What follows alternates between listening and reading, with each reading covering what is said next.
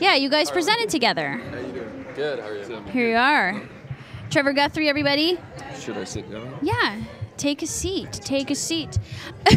We were talking about men's tight pants all night, actually, because Carlin's pants are tight, too. Mine have some give, though. Yours must be a lot of denim. I gained a lot of weight. I think 12 pounds higher than last year. So.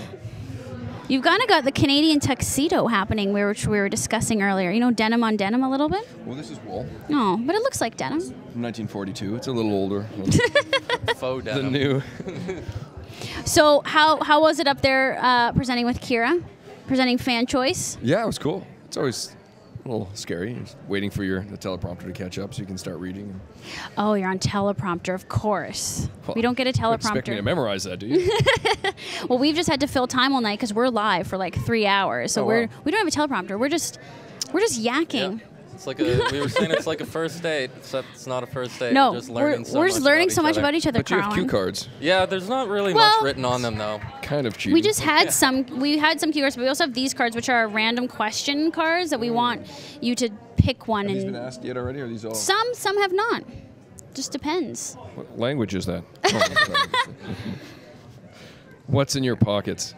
It's a good thing I emptied those earlier. Can you fit anything in those tight pants? Too tight? Oh, those pockets? Or no, those no, pockets too. I got a cell phone and a hotel room Hotel key. Yeah, it's nothing exciting. The I'm standard. sorry.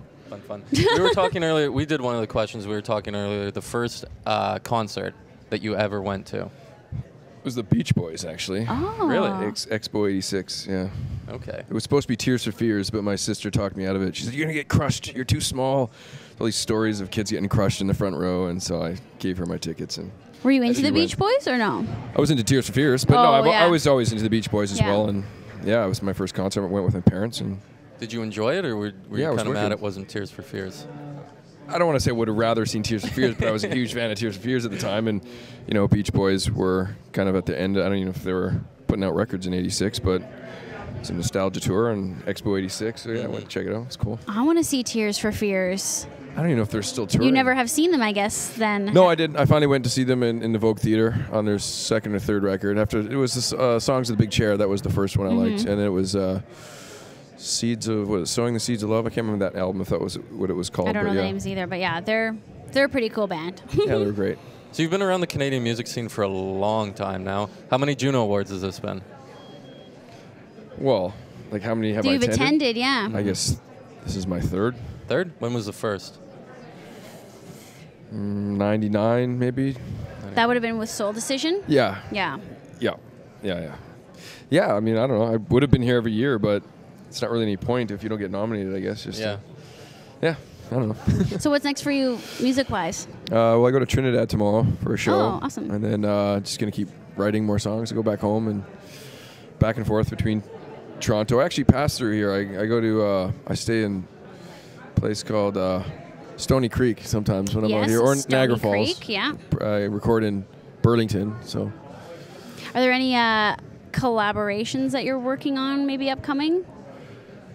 I don't usually like to say it until it's happening, but Until it's solid? So the Adventure Club guys, I met them at a show in Vancouver over a year ago, and they're like, "Yeah, we should do something." I'm like, sure, and I took their numbers down, and just kind of never thought anything of it. I mean, I was still working on my own stuff, and this is what it feels like. We're still pretty big at the time, and I keep hearing this song all around the world, and I'm enjoying it. I'm really liking it, and didn't know who it was, and I'm in the studio with Togs, and he's like, "Man, we got to simplify these lyrics." He's like, we need something like this, and he plays this song, and I'm like, "Who is this? I keep hearing this." He's like, "It's Adventure Club." I'm like, "Oh man!" I'm like, "I should have done a song with those guys." So we were just hanging out backstage, and yeah, I guess we're gonna try to do something together. Yeah, good. It you know, would so- definitely work. It would definitely fit. Yeah, Do no, it. they're great. I mean, they're Canadian from Montreal, so they're good guys. So why not?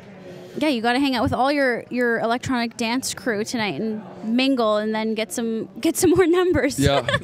While you're working on your new record. Well, I mean, I don't want to just do collaborations. Like, Yeah. it's But I tough to hand over a song. Like, you write this song, and you're like, Yeah. oh man, this is wicked. This would be great for me. And it's like, but would it benefit more if I did a collaboration? That's the thing you got to ask. Well, it feels right? like that's just what it is nowadays. It's like almost like Get a not big you. name on your You song. have to have a collaboration. What's, Not even a big name, but just like it's almost like everyone's working with more Well- than one person all the time and crediting them on the song and like making sure there's features and stuff. Well, if I didn't like work with Armin, if I just tried to keep this is what it feels like for myself, Yeah.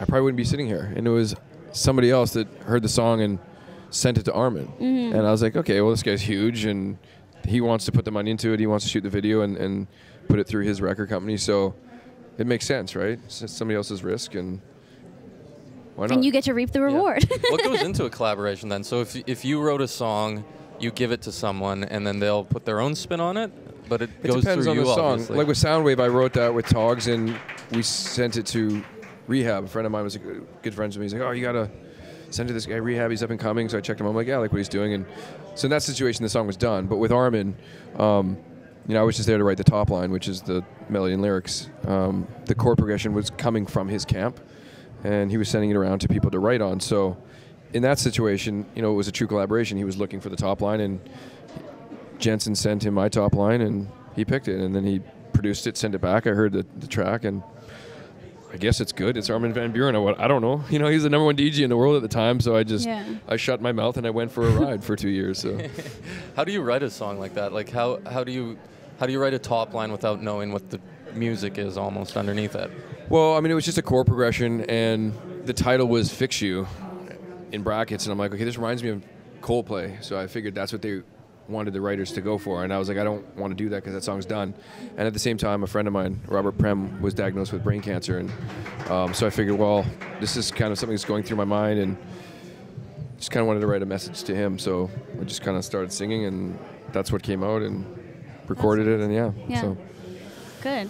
Someone on the chat room said, chat this room guy here? looks like he would love a beer. I'm disappointed in the lack of beer drinking on our live stream. And we didn't offer you a beer when you got in here, Trevor. Did you want guys offered one? me one last year, and I turned it down. Do you have scotch? Don't have any see, I'm scotch. a scotch drinker. So. Get this man a scotch. There's no scotch in the building. Okay. I tried. Next year, I think we should be. Next time we'll scotch. replace Lager all Bullen these. or Yeah, something. we'll have a bar here next time. You're the type of drinker who just drinks scotch and nothing else? I like red wines with a nice dinner, but yeah, scotch is my go-to. He's definitely more sophisticated. Okay, so we are going to send you back to the party, Trevor. Thank you for dropping by Juno TV. Cool. Good luck killing time. We've got Magic coming up next, and Awesome. we're here till the end. I don't know when the show's over. 10 maybe? Is it already? Oh my God. Does it end at 9 o'clock? I don't know. Enjoy your evening.